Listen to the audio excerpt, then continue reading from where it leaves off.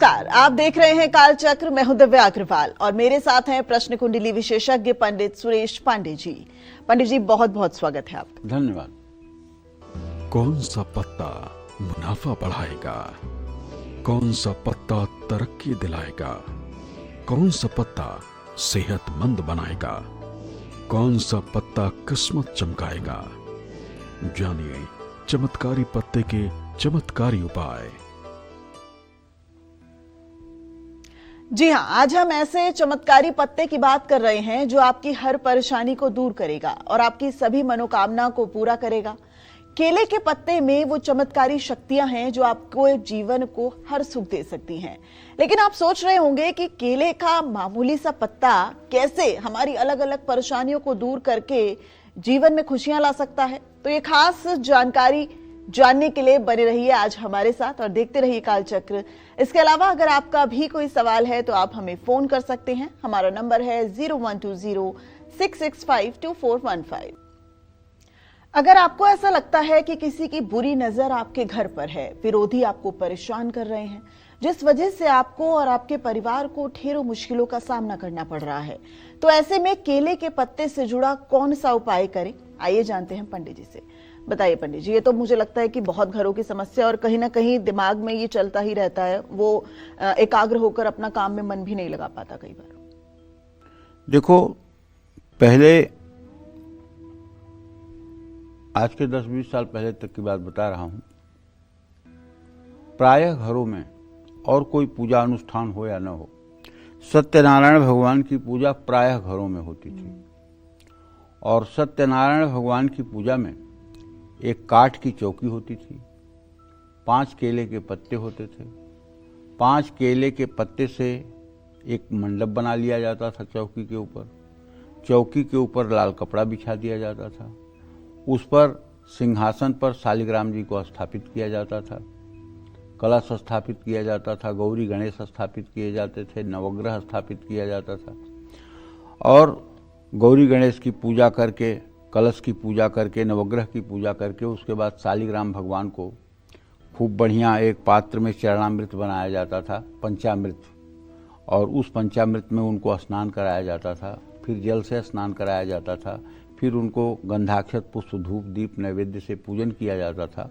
उसके बाद सत्यनारायण भगवान की जो कथा की किताब है उसको 5 अध्याय जो है पढ़ करके, और हर अध्याय के अंत में शंख बजाई जाती थी, और अंत में हवन होता था, आरती होती थी, और उसके बाद में पंजीरी और चरणामृत पंचामृत का प्रसाद जो है लोगों में बांटा जाता था।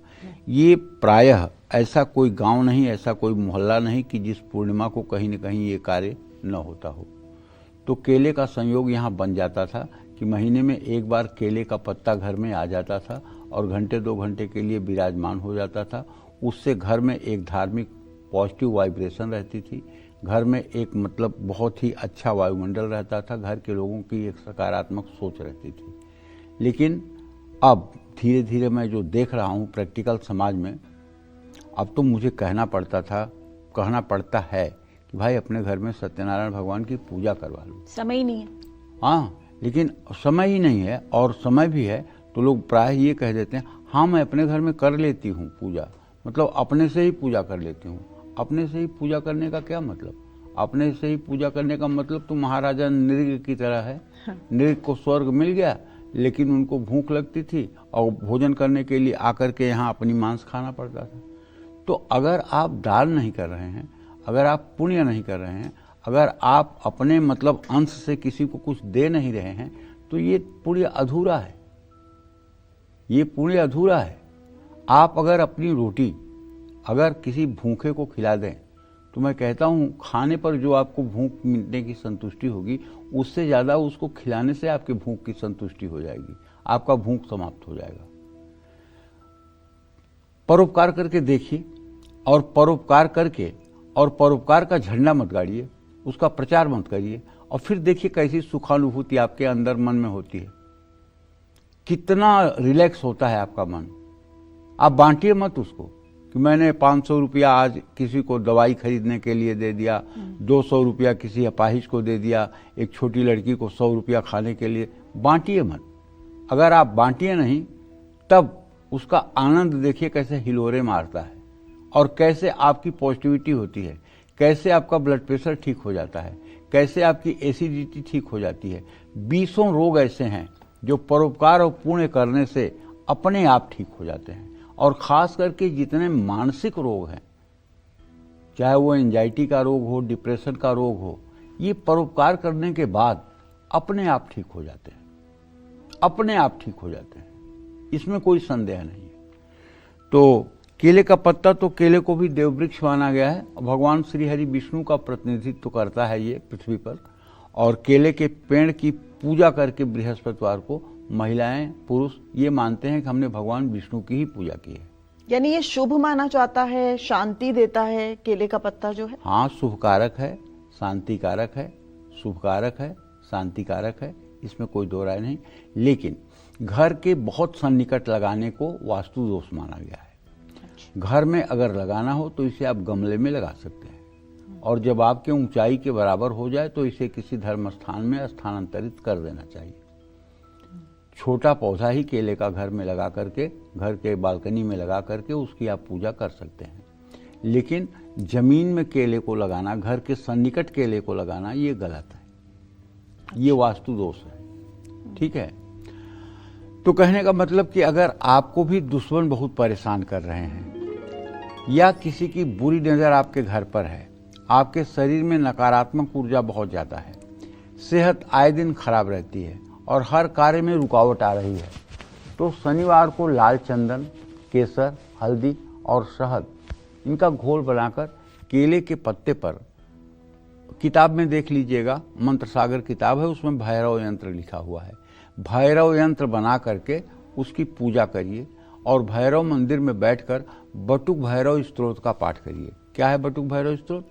ओम कर कलित कपाल कुंडली दंड पाणी तरुण तिमिर नील ब्याल यज्ञोपवीति कृत्समय परयाद विघ्न विक्षेद हे तुम जयत बटुकनाथ सिद्धिदः साधकानाम। ये भैरव जी जो है भगवती दुर्गा के प्रमुख द्वारपाल हैं। ये जिस द्वार पर रहते हैं उसके अंदर प्रवेश करने के बाद सीधे जगत जननी जगदम्बा आदिशक्ति का दर्शन होता है। तो भैरव जी क्या हैं? प्रमुख द्वारपाल हैं। अब देखिए, मैंने कहा, चिंतन किया तो मेरे रोम रोम खड़े हो गए। मतलब अगर आपको माता से मिलना है तो बिना भैरव की आज्ञा से ये कार्य पूर्ण नहीं हो सकता। भैरव की आज्ञा होनी चाहिए माता से मिलने के लिए। जैसे किसी बड़े अधिकारी से आप मिलने जा रहे हैं तो उनका अटेंडेंट बाहर रहेगा, उसको आप इग्नोर करके अगर जाएंगे तो न मिलने वाला आपको अच्छा मानेगा और न अटेंडेंट आपको अच्छा मानेगा। लेकिन अगर आप सिस्टम से जाएंगे तो सब कोई अच्छा मानेंगे। तो उसी तरह से माता के किसी भी मंदिर में अगर आप जा रहे हैं तो भैरव की आज्ञा होनी चाहिए, क्योंकि भैरव माता के प्रमुख द्वारपाल हैं। और वो भी कौन? बटुक भैरव। बटुक भैरव कैसे हैं? इनकी उम्र हर समय 12 साल की रहती है। इनका गौर वर्ण है, गोला चेहरा है, घुंघराले बाल हैं, ये बाघंबर पहनते हैं, गले में इनके नागों की माला होती है, दाहिने हाथ में इनके सोने का, इनके बराबर का त्रिशूल होता है, और इनके दाहिने हाथ में काला कुत्ता होता है, बाएं हाथ में सफ़ेद कुत्ता होता है। 2 कुत्ते हर समय इनके साथ रहते हैं और ये भय को नष्ट करने वाले हैं, इसीलिए इनको भैरव कहा जाता है। और इस, जैसे मैंने बताया, इस मुद्रा में जो भी व्यक्ति इनका ध्यान करता है और इनसे अपने सुरक्षा की बात करता है तो उसके ऊपर अगर भूत प्रेत तंत्र मंत्र जादू टोने टोटके का प्रभाव है तो मैं दावे के साथ कह सकता हूं, अगर इस स्वरूप का ध्यान करते हुए और ओम बंग बटुकाय नमः मंत्र नोट कर लीजिए, ओम बंग बटुकाय नमः। और एक ये तो छोटा मंत्र है, बड़ा वाला मंत्र आपको बता रहा हूं, गूगल पे भी आपको मिल जाएगा। ओम ह्रीं बटुकाय आपदुद्धारणाय कुरकुर बटुकाय ह्रीम ओम। ये दोनों मंत्रों में से कोई मंत्र देखो जितना छोटा होता है उतना प्रभावशाली होता है। तो मंत्र ओम बंग बटुकाय नमः बहुत छोटा है, इसमें बंग जो है बटुक भैरव का बीज मंत्र है। अगर इस मंत्र का 108 बार सुबह शाम आप जप करते रहें और जैसे मैंने कहा ऐसे बटुक भैरव का ध्यान करें, उनके चरणों पर हाथ रख करके आप अपनी परेशानी के बारे में कहें, उनके श्री चरणों में आप कमल का फूल चढ़ा करके मानसिक रूप से आप अपने परेशानी को कहें। ज्यों ही उनका हाथ ऊपर उठेगा आपकी तरफ, त्यों ही आपके परेशानी का निराकरण हो जाएगा। और अगर ये पूजा लगातार आप 2-4 महीने करेंगी तो हाथ उठने लगेगा, इसमें कोई दो राय नहीं है। तुरंत पहले दिन, दूसरे दिन, 10 दिन में ऐसा कुछ नहीं होने वाला है।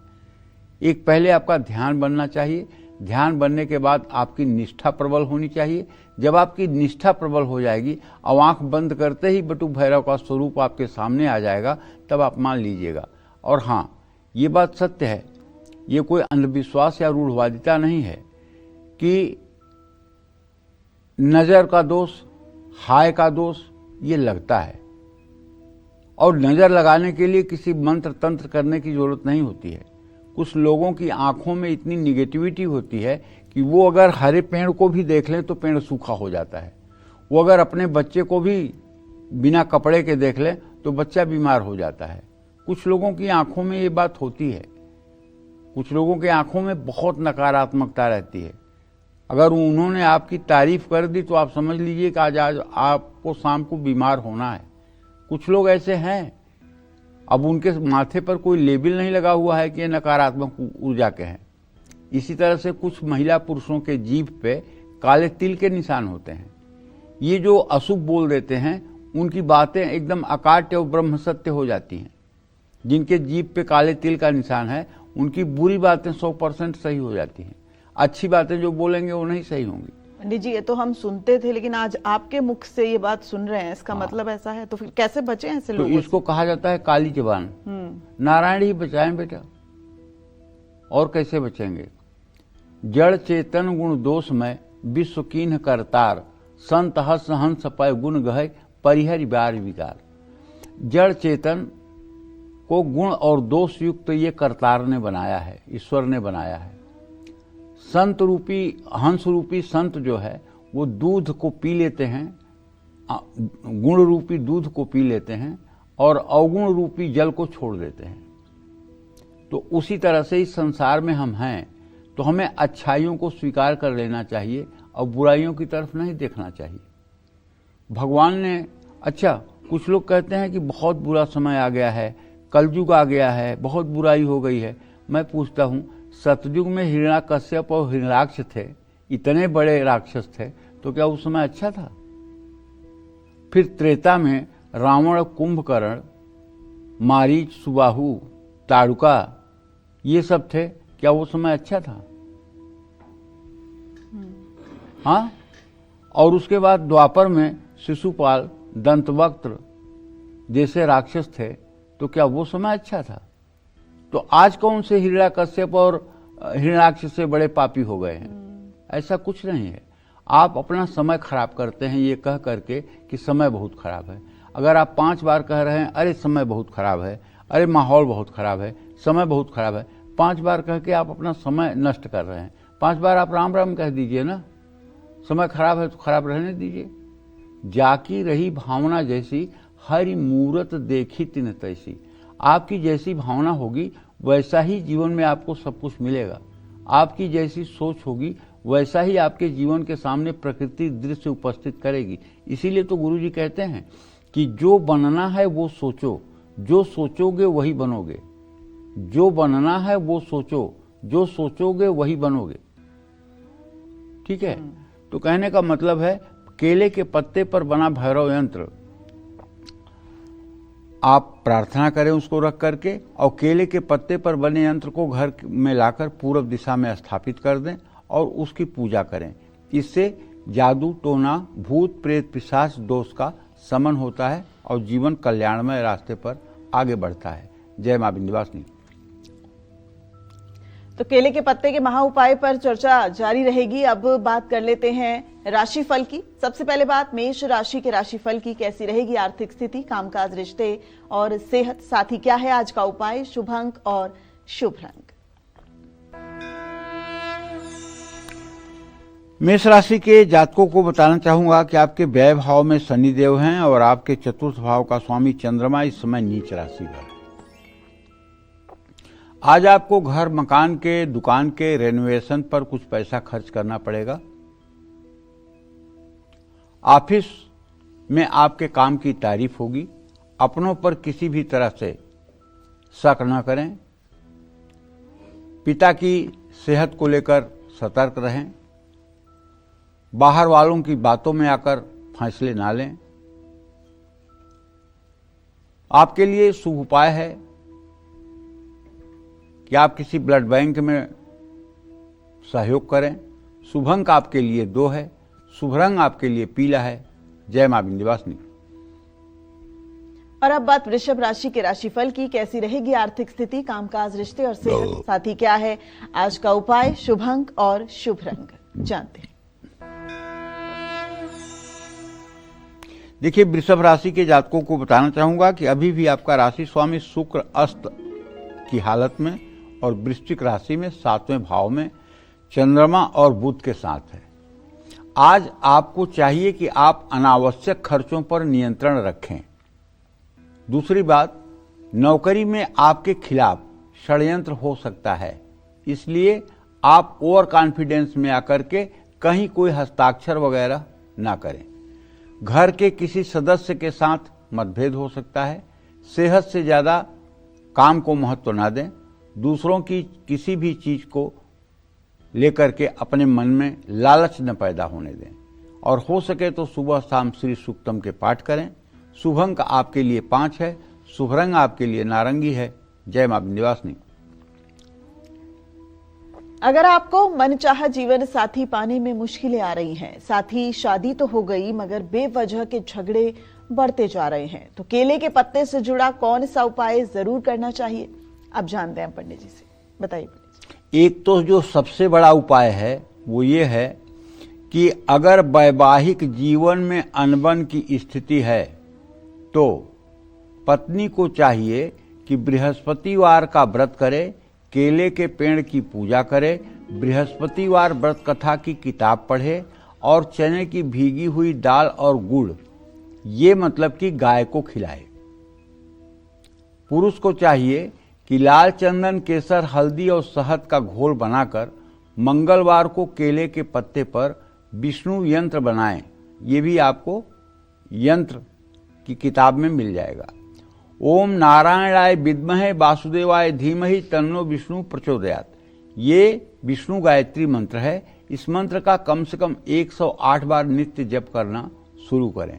भगवान श्री हरि विष्णु के चरणों में केले के पत्ते पर बना जो विष्णु यंत्र है उनके सामने रखना चाहिए और केले के पत्ते पर बने विष्णु यंत्र को घर के उत्तर दिशा में स्थापित करके उसकी षोडशोपचार गंधाक्षत, पुष्प, धूप, दीप, नैवेद्य से पूजन करना चाहिए। और ये जो गायत्री मंत्र मैंने आपको बताया, ओम नारायणाय विद्महे विष्णु देवो धीमहि तन्नो विष्णु प्रचोदयात्, इसको आप कर सकते हैं। और देखिए, अगर बड़े मंत्रों को आप नहीं कर सकते हैं, बड़े मंत्रों को करने में कहीं कहने में भूल चूक हो जाती है, तो आप छोटा सा मंत्र कह लीजिए, ओम नमो भगवते वासुदेवाय, ओम नमो भगवते वासुदेवाय। निश्चित रूप से अगर ये इतना कहने में भी आपको कठिनाई हो रही है तो श्री हरि श्री हरि श्री हरि ये मंत्र आप कर सकते हैं। राम राम कह सकते हैं, कृष्ण कृष्ण कह सकते हैं, मतलब सबका एक ही है। चाहे श्री हरि विष्णु कहिए, चाहे राम कहिए, चाहे कृष्ण कहिए, ये सब केवल स्वरूप बदला हुआ है, हैं एक ही तत्व। तीनों लोग एक ही हैं, इसमें कोई दो राय नहीं है। बस ये है कि युग युग के अनुसार इनके कार्यशैली बदली है। जैसे राम के चरित्र को अगर आप अपने जीवन में उतारना चाहें तो आपका जीवन बहुत मंगलमय हो जाएगा। राम कैसे माताओं के साथ व्यवहार करते थे, कैसे भाइयों के साथ व्यवहार करते थे, कैसे पत्नी के साथ व्यवहार करते थे, कैसे समाज के साथ व्यवहार करते थे, कैसे ऋषि मुनियों के साथ व्यवहार करते थे, कैसे प्रजा के साथ न्याय करते थे। इस अगर ऐसा आप भी करें तो कर सकते हैं और आपका जीवन अच्छा हो जाएगा। लेकिन कृष्ण भगवान के जीवन की अगर आप नकल करेंगे तो अनर्थ हो जाएगा, क्योंकि 6 दिन में ही उन्होंने विषपान किया था। अगर 6 दिन में ही आप जहर पी लेंगे तो आप मर जाएंगे। भगवान कृष्ण ने छकड़ा अपने ऊपर गिरा लिया था और बच गए। अगर आपके ऊपर कार चढ़ गई तो आप मर जाएंगे। से कालिया नाग के फन के ऊपर नाच रहे थे। आपको अगर कोबरा भी मिल गया तो मार डालेगा। उन्होंने पूरे गोवर्धन पहाड़ को अपने दाहिने हाथ की कनिष्ठिका उंगली पर धारण कर लिया और आप अपने से ज्यादा वजन के अगर उठाने के चक्कर में पड़े तो आप उसी में दब जाएंगे। तो उनके जीवन के जो उन्होंने किया है उसका अगर आप आचरण करेंगे तब तो आप मिट्टी में मिल जाएंगे। हाँ, उन्होंने जो कहा है उसको अगर आप अमल करेंगे तो आप महान बन जाएंगे। जैसे उन्होंने कहा है, क्या कहा है, कर्मणि वाधिकारस्ते माँ फले सुखदाचना माँ कर्मफल हेतुर्भुर्मा ते संगोत्सव कर्मणि। तू कर्म कर, फल की इच्छा मत कर, फल मेरे अधीन है, मैं तुझे दूंगा। वो कहते हैं अनन्यांश चिंतयन्तो माँ ये जना परिउपास्ते तेसा नित्याभियुक्ता नाम योगक्षेम वहाम में हम। जो अनन्य भाव से मेरी शरण में हो जाता है उसके योगक्षेम मतलब उसके भोजन जलपान की भी व्यवस्था मैं ही करता हूँ। लेकिन कोई दूसरा आश्रय तब न रह जाए, भगवान के अलावा कोई आश्रय न रह जाए। भगवान के अलावा आप किसी के भी तरफ दया भरी दृष्टि से न देखें, आतुर दृष्टि से न देखें, केवल प्रभु की तरफ देखें, तो निश्चित रूप से भगवान आपके योगक्षेम की भी रक्षा करेंगे। तो कहने का मतलब यह है, कृष्ण भगवान का चरित्र अपने जीवन में उतारने की चेष्टा न करें, उनके उपदेशों को अपने जीवन में उतारने की चेष्टा करें। और राम जी के चरित्र को भी अगर आप अपने जीवन में उतार रहे हैं तो कहीं कुछ भी अनर्थ नहीं होगा। जय मां विंध्यवासिनी। तो केले का पत्ता कैसे आपको तरक्की दिलाएगा, कैसे आपको धनवान बनाएगा, कैसे आपकी बिक्री बढ़ाएगा, ये सब चर्चा करेंगे आने वाले समय में। लेकिन उससे पहले बात करते हैं मिथुन राशि के राशिफल की। मिथुन राशि के जातकों को बताना चाहूंगा कि देखिए, आपका राशि स्वामी बुध इस समय आपके राशि से छठे भाव में शुक्र चंद्रमा के साथ है। चंद्रमा नीच राशि में है। कहने का आशय यह है कि धन की आवाजाही सामान्य रहेगी, न आप बहुत संतुष्ट हो पाएंगे न बहुत असंतुष्ट रहेंगे। लेकिन आज जल्दबाजी में गलत फैसले होने की संभावना बनी हुई है। पिता की सेहत का ध्यान रखें। थकान लग रही है तो आराम करें। गलत संगत से बचें। हरे मूंग का दान करें। शुभ अंक आपके लिए 6 है। शुभ रंग आपके लिए आसमानी है। जय मां विंध्यवासिनी। और अब जल्दी से बात कर्क राशि के राशिफल की। कैसा रहेगा उनका आज का पूरा दिन, आइए जानते हैं।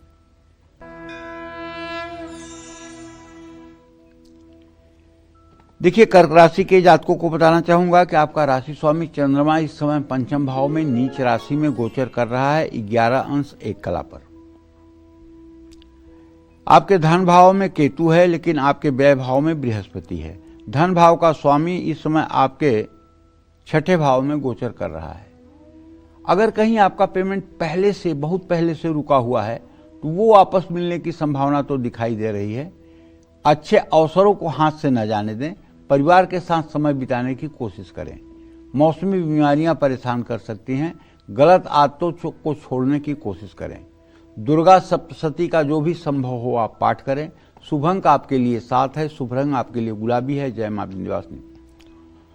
बिना वजह अगर आप पर बार बार झूठे आरोप लग रहे हैं, जिस वजह से आपको कानूनी दावपेच से दो चार होना पड़ रहा है, तो कहीं मत जाइए और देखते रहिए कालचक्र, क्योंकि आज जो केले के पत्ते से जुड़े चमत्कारी उपाय आपकी हर मुश्किल को बहुत आसान कर देंगे और सभी मनोकामनाओं को भी पूर्ण कर देंगे।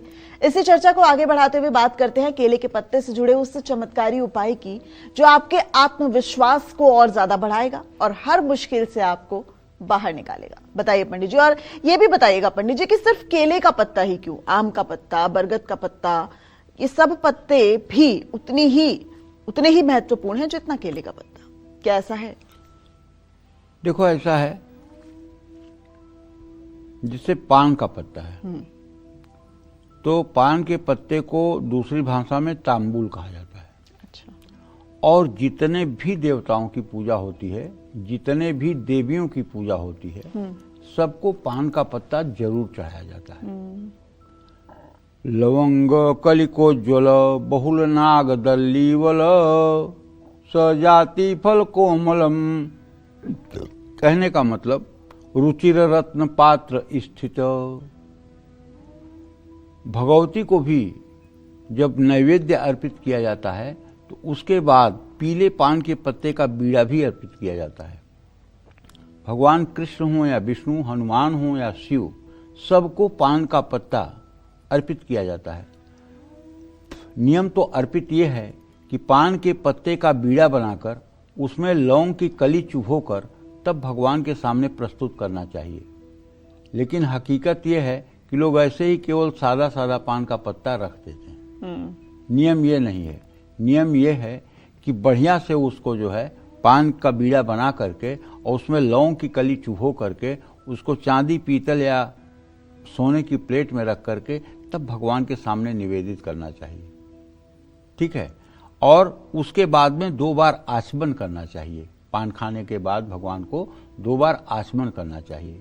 उसी तरह से जैसे फलों का राजा है आम, अशोक, पीपल, गूलर, बरगद, ये 5 पत्तों को पंच पल्लव कहा गया है। और ये 5 पत्ते जहाँ एक साथ सामूहिक रूप से विद्यमान होते हैं वहाँ किसी प्रकार की नकारात्मक ऊर्जा नहीं प्रवेश करती है। ठीक है। जैसे आप पहाड़ों पर जाते हो या ऐसे स्थान पे जाते हो, हिल एरिया में जाते हो, वहाँ आपको सुकून क्यों मिलता है? इसलिए वहाँ इतनी हरियाली होती है। जहाँ ज़्यादा ग्रीनरी होती है वहाँ आपको बहुत सुकून मिलता है।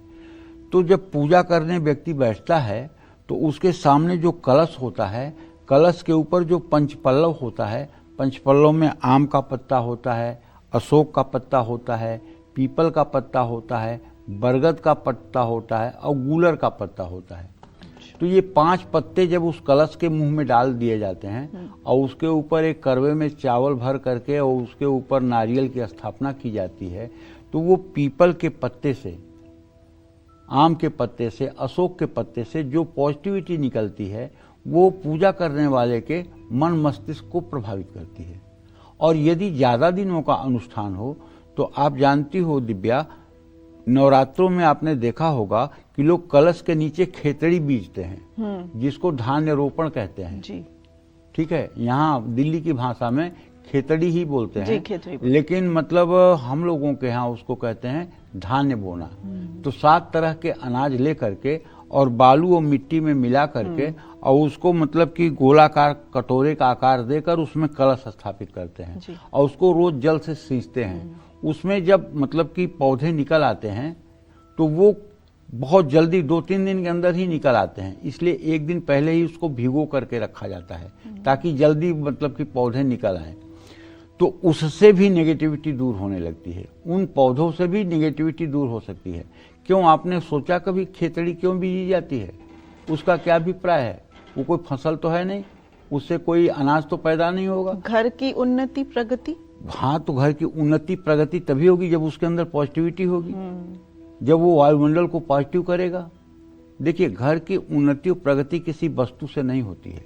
घर की उन्नति और प्रगति जो होती है आपके अंतर जगत के परिवर्तन से होता है।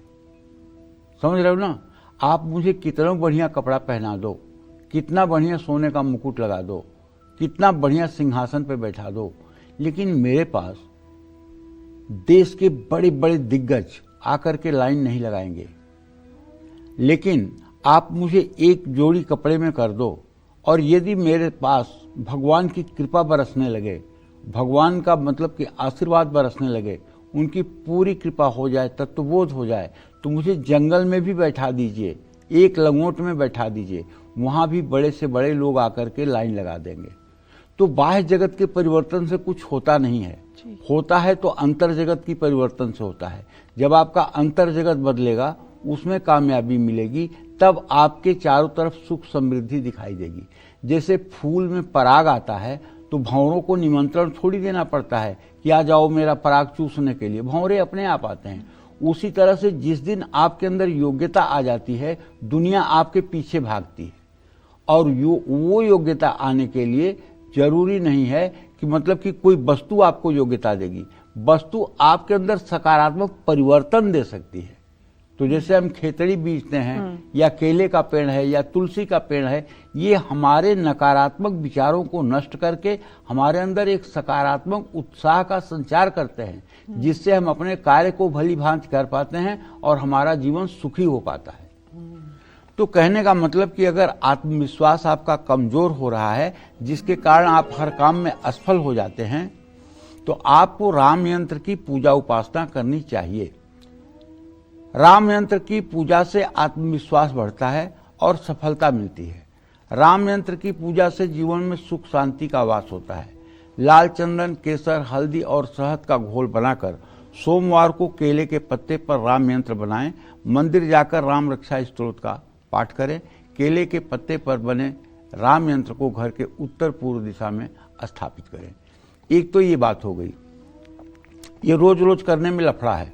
मैं जानता हूं ना, इस समय मनुष्य कितना आलसी हो गया है कि उसको मतलब कि पूजा विधान में बहुत अटपटा लग रहा है। तो मैं आपसे एक निवेदन करता हूं, आप मेरे निवेदन पर ध्यान दें और जरा 1 मिनट ध्यान हो करके आप सोचें कि आप अयोध्या पहुंच गए हैं। आप अयोध्या में सरजू में स्नान कर रहे हैं। सरजू में स्नान करके आप निकल करके साफ वस्त्र पहन रहे हैं, सूर्य को अर्घ्य दे रहे हैं और वहीं से आप तुलसी की माला पर ओम नमो भगवते वासुदेवाय कहते हुए आप प्रस्थान कर रहे हैं। आप पहले आते हैं हनुमानगढ़ी, वहाँ आप हनुमान जी का दर्शन करते हैं। उसके बाद वहाँ से निकल करके आप राम मंदिर आते हैं। राम मंदिर के प्रांगण में आप खड़े हैं। वहाँ आप देख रहे हैं कि एक दिव्य सोने का सिंहासन है, जिसपे पीले रंग के मखमल के मतलब कि आसन बने हुए हैं और दोनों तरफ पीले पीले मसनद रखे हुए हैं और पीछे भी पीली पीली 2 तकिया रखी हुई है। और उस सिंहासन पर दाहिने तरफ प्रभु श्री राम और बाएं तरफ जगत जननी जगदम्बा। प्रभु श्री राम पीले वस्त्र में, पीत वस्त्र में, और माँ जगत जननी जानकी नीले वस्त्र में धारण किए हुए बैठे हैं। आप वहाँ जा करके उनके चरणों को पानी से धो करके और उस पर फूल कमल का और अक्षत डाल रहे हैं और उसके बाद उनके माथे पर आप सफ़ेद और लाल चंदन से वैष्णव संप्रदाय वाला तिलक लगा रहे हैं। आप उनके गले में गुलाब की, कमल की, गेंदे के फूल की, तुलसी की माला पहना रहे हैं। इसके बाद एक पीतल के पात्र में सुंदर धूप जला करके आप उनकी 3 बार जो है धूप से आरती कर रहे हैं। इसके बाद आप दिए में घी डालकर और उसकी ज्योति जगाकर 3 बार आप उनकी दिए से आरती कर रहे हैं। इसके बाद हाथ धो करके एक सोने के थाली में बढ़िया बासमती का पका हुआ चावल, दही, खीर, घी और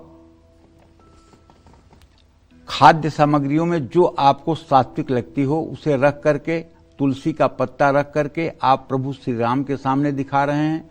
दूसरी थाली जगत जननी जगदम्बा को दिखा रहे हैं और चांदी के गिलास का पानी उनको अर्पित कर रहे हैं। इसी तरह से आप काले और सफ़ेद अंगूर थाली में रखकर उस पर तुलसी का पत्ता रख करके प्रभु श्री राम को, जगत जननी जगदम्बा को अर्पित कर रहे हैं।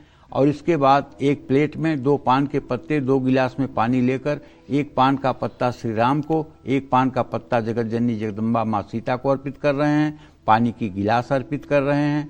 और उसके बाद ये करने के बाद आप एक बढ़िया पीतल का ऐसा दिया जिसमें 5 दिए की बत्ती बनी हो, उसे जला करके आप प्रभु श्री राम और जगत जननी जगदम्बा माँ सीता की 7 बार आरती कर रहे हैं।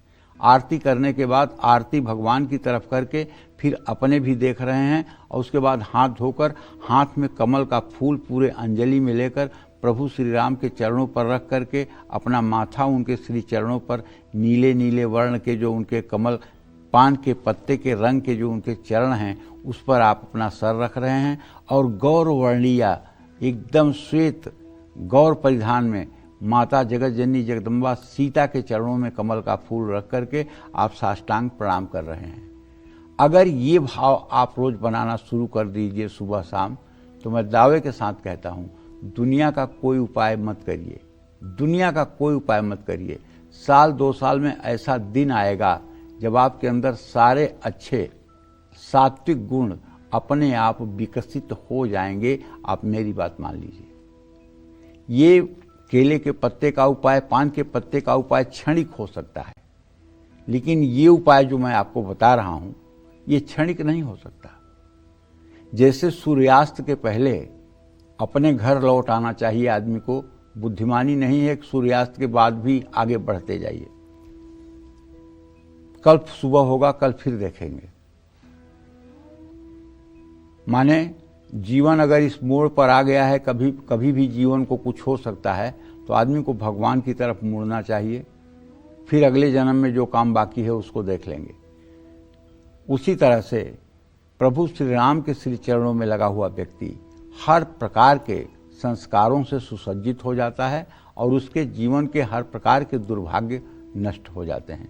केवल एक बार राम नाम लेने से अगर जीवन बदल सकता है, तो अगर राम की आप छवि अपने मन में धारण कर रहे हैं तो उससे क्या असंभव है। तुलसी मेरे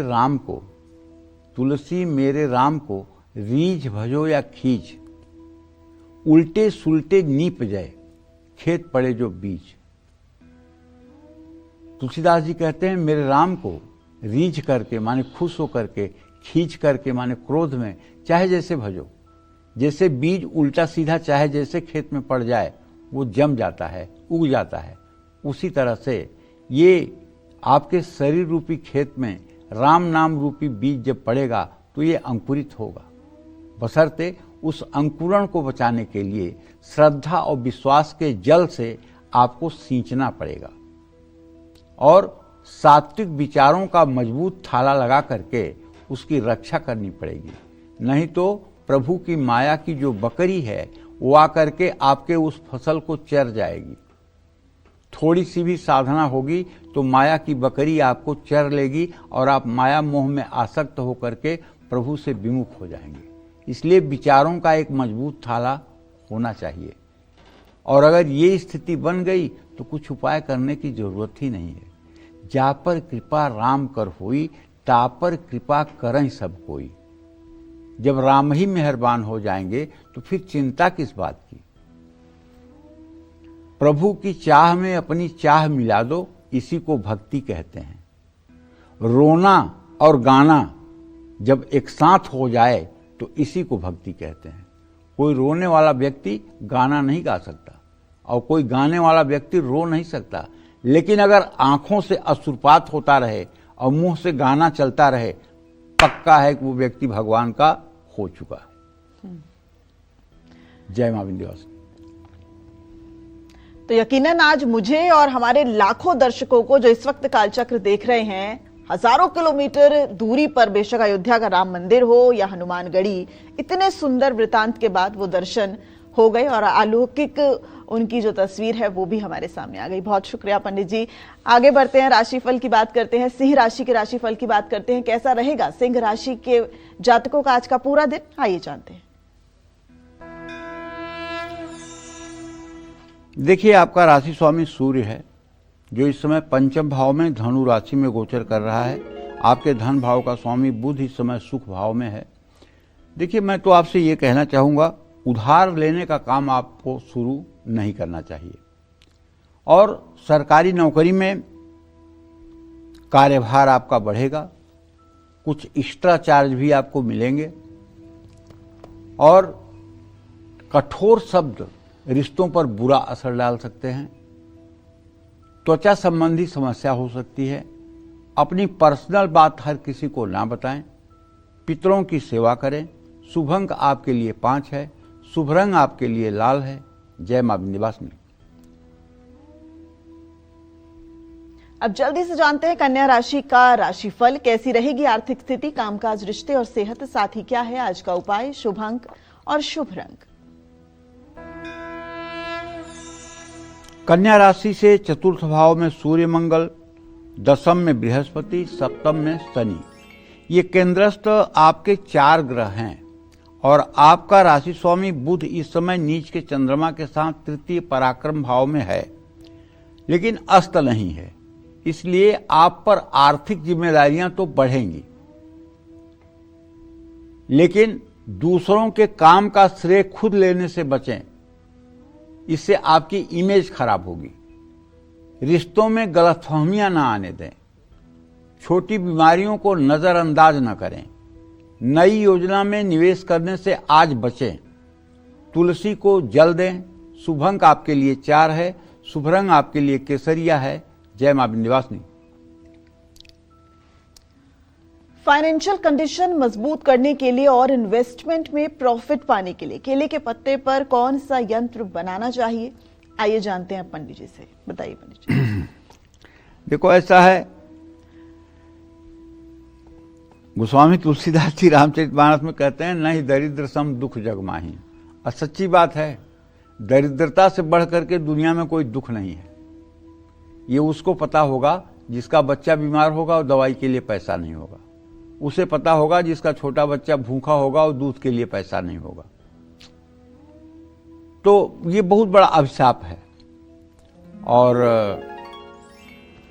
मैं भगवान से यही प्रार्थना करता हूं कि हे प्रभु, आप पूरे संसार में कभी किसी को इस स्थिति में मत लाइए कि वो अपने जीवन यापन के लिए किसी का मुहताज हो।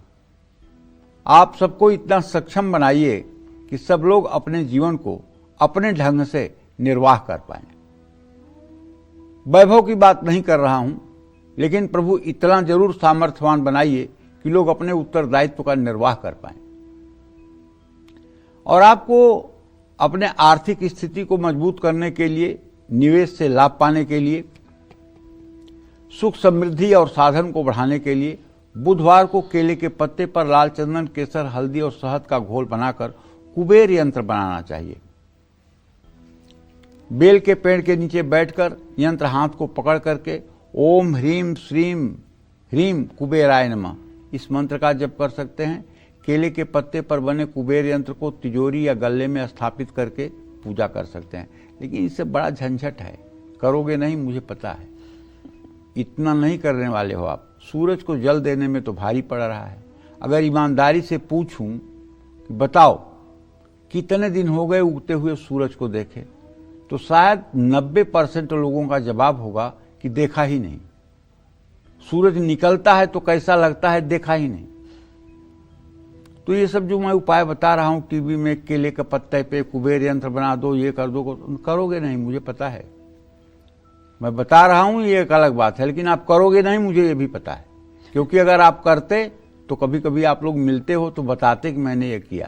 तो इसके लिए आप एक स्फटिक, चांदी या पारे का श्रीयंत्र ले लीजिए और उस श्रीयंत्र का दक्षिणावर्ती शंख से जल, दूध, गन्ने का रस, शहद, दही, घी डाल करके अभिषेक करिए। अभिषेक करने के बाद शुद्ध जल से धो करके साफ कपड़े से पोंछकर उन्हें चांदी के सिंहासन पर स्थापित करिए। चारों तरफ एक कलावा लपेट करके उनके ऊपर हल्दी, रोली, सिंदूर डालकर चावल दाहिने हाथ में बाएं हाथ में लेकर दाहिने हाथ में हल्दी से रंगा हुआ चावल श्री सूक्तम के मंत्रों को बोलते हुए 16 बार चढ़ाइए। उसके बाद लाल फूल, पीले फूल से उनका श्रृंगार करिए, धूप जला करके दिखाइए, दीप दिखा करके जलाइए। और उसके बाद एक पीतल के प्लेट में, अगर घर में कुछ ना हो तो काजू, किशमिश, मिश्री, चीनी या गुड़ का भोग लगा दीजिए। और भोग लगाने के बाद एक छोटी सी गिलास में, पीतल की गिलास हो या चांदी की गिलास हो, तो उसमें भगवती महालक्ष्मी के लिए पानी रख दीजिए।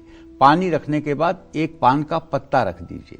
पान का पत्ता रखने के बाद कपूर से आरती कर दीजिए और श्री सूक्तम के मंत्रों को बोलते रहिए।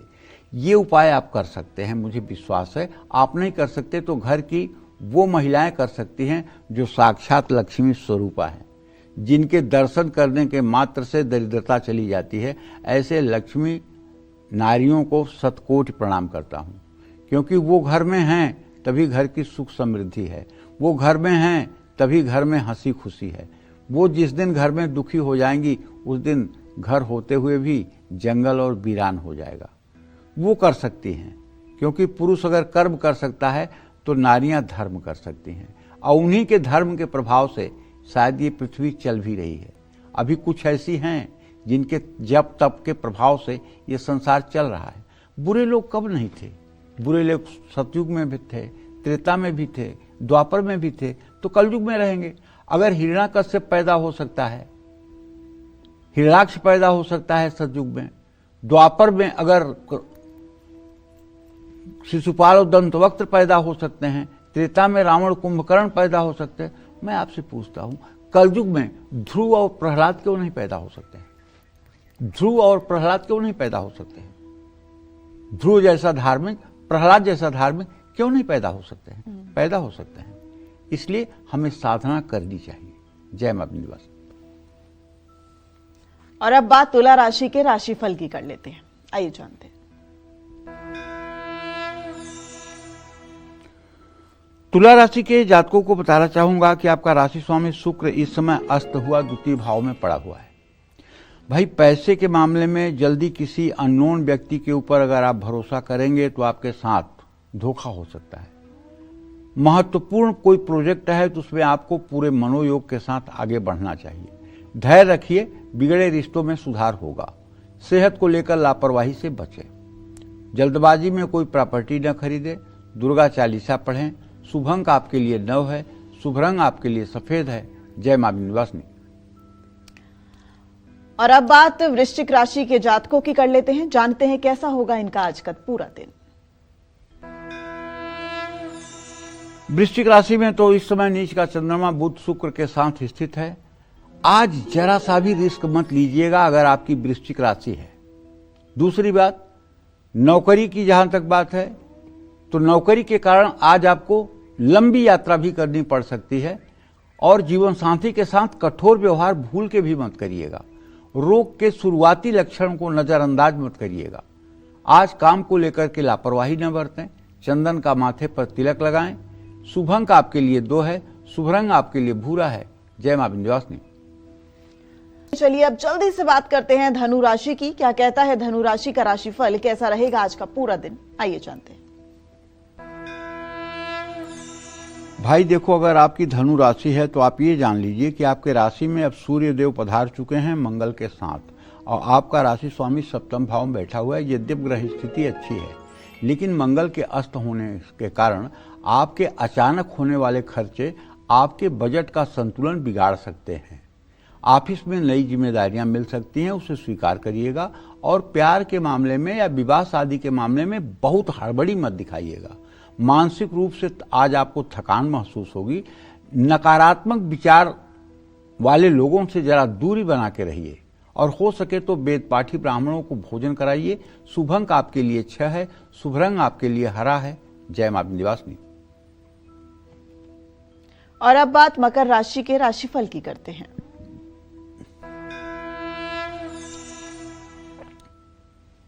देखिए, मकर राशि के जातकों को बताना चाहूंगा कि निवेश में जोखिम लेने से बचें। शेयर कमोडिटी में आज पैसा लगाने की योजना रोक दें।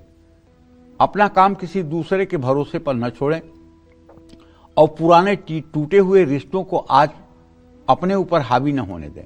छोटी मोटी तकलीफों को नजरअंदाज ना करें। आज किसी का मजाक न उड़ाएं। मजदूरों को भोजन कराएं। शुभ अंक आपके लिए 7 है। शुभ रंग आपके लिए आसमानी है। जय मां विंध्यवासिनी। और अब बात कुंभ राशि के राशिफल की करते हैं। कुंभ राशि के जातकों के लिए आज का पूरा दिन कैसा होगा, आज उनका भाग्य कितना मजबूत होगा, आइए जानते हैं। देखिए, कुंभ राशि में राहु की स्थिति है, तो निश्चित रूप से अगर आप विवेक से काम नहीं करेंगे तो व्यवसाय में आपको नुकसान हो सकता है। आलस्य छोड़ दीजिए, वरना काम बुरे फंस जाएंगे। नए रिश्ते तो बन सकते हैं और विवाह का योग भी बन रहा है। महिलाएं अपने स्वास्थ्य का ध्यान रखें। उधार का लेन देन बिल्कुल न करें। जरूरतमंद लोगों को दवाएं दें। शुभ अंक आपके लिए 4 है। शुभ रंग आपके लिए फिरोजी है। जय मां विंध्यवासिनी। और अब बात मीन राशि के राशिफल की। मीन राशि वालों के लिए आज का पूरा दिन कैसा होगा, कितना भाग्य रहेगा मजबूत, आइए जानते हैं। मीन राशि में शनिदेव की स्थिति है, आपको भी पता है, और आपके भाग्य स्थान में शुक्र बुध और चंद्रमा की स्थिति है। आजीविका के स्थान में सूर्य मंगल। अपनी संपत्ति की जानकारी हर किसी को मत दीजिए। सरकारी काम है तो वो सरकारी योजनाओं को गुप्त रखिए। जीवन साथी के साथ छोटी मोटी अनबन हो सकती है। ज्यादा कामकाज आपके स्वास्थ्य को बिगाड़ सकता है। भावुक होकर फैसला मत लीजिए। श्री हरि विष्णु की पूजा करिए। शुभ अंक आपके लिए 7 है। शुभ रंग आपके लिए बैगनी है। जय मां विंध्यवासिनी। चलिए जल्दी से अपने स्पेशल सेगमेंट की शुरुआत करते हैं। और अब पंडित जी से जानते हैं कि अच्छी सेहत और सुख समृद्धि पाने के लिए केले के पत्ते पर कौन सा यंत्र बनाएं। पंडित जी बताइए। देखिए, मैंने आपको एक बताया कि केले का वृक्ष जो है देव वृक्ष ही है। अगर घर में बार बार दुर्घटनाएं हो रही हैं या परिवार में कोई हमेशा बीमार रहता है तो लाल चंदन, केसर, हल्दी और शहद का घोल बनाकर शुक्रवार को केले के पत्ते पर महामृत्युंजय यंत्र बनाएं और हो सके तो महामृत्युंजय मंत्र को लिखने का प्रयास करें। शिव प्रतिमा के सामने हाथ में महामृत्युंजय यंत्र लेकर महामृत्युंजय मंत्र का जप करें। केले के पत्ते पर बने महामृत्युंजय यंत्र को घर में उत्तर दिशा में स्थापित करके नित्य पूजा करें। महामृत्युंजय यंत्र की पूजा करने से लंबी आयु, अच्छी सेहत, सुख समृद्धि और भगवान शिव की कृपा मिलती है। लेकिन अगर आप केले के पत्ते पर बनाने में असमर्थ हैं तो आप एक सुंदर सा भोजपत्र लीजिए और भोजपत्र पर लाल स्केच पेन से, क्योंकि अगर मैं ज़्यादा सामग्री बता दूंगा तो आप खरीद नहीं पाएंगे और आप भटकते रह जाएंगे, इसलिए लाल स्केच पेन तो दुकानों पे मिलती है।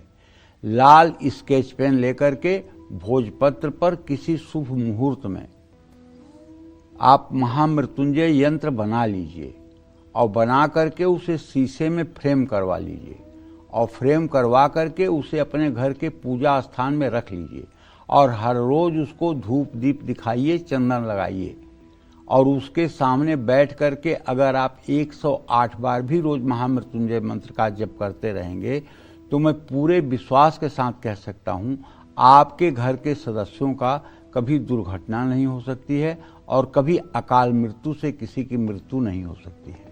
इसलिए जो यंत्र भी हम आपको केले के पत्ते पर बताए हैं, अगर आप केले के पत्ते पर न बना करके और उसे आप अगर भोजपत्र पर और लाल स्केच पेन से भी बना लें तो कोई दोष नहीं होगा। लेकिन गंधाक्षत, पुष्प, धूप, दीप, नैवेद्य से उस यंत्र की रोज पूजा करें और यंत्र को शीशे के फ्रेम में मिढ़वा लें ताकि वो गंधाक्षत, पुष्प, धूप, दीप पड़ने से यंत्र खराब न हो, शीशे से उसकी सुरक्षा होती रहे। ऐसे यंत्र अगर घर में रहेंगे तो निसंदेह सुख समृद्धि की प्राप्ति होगी। जय मां विंध्यवासिनी। तो पंडित जी, आज हमारे दर्शकों को इतनी महत्वपूर्ण जानकारी देने के लिए बहुत बहुत धन्यवाद। और मुझे लगता है आप जो ये जानकारी आपने दी, अब केलों के पत्तों की डिमांड बहुत ज्यादा बढ़ने वाली है और जिन्होंने केले के पत्तों की अहमियत अभी तक नहीं समझी वो हो सकता है फिर अब उसका पौधा भी जरूर लगवाएं। बहुत बहुत शुक्रिया आपका। उम्मीद करते हैं आपको आज का हमारा विषय बहुत पसंद आया होगा। कल फिर एक नए विषय और आपकी परेशानियों को दूर करने के लिए ढेरों उपाय लेकर आएंगे हम पंडित सुरेश पांडे जी के साथ। तब तक कालचक्र की पूरी टीम को दीजिए इजाजत। नमस्कार।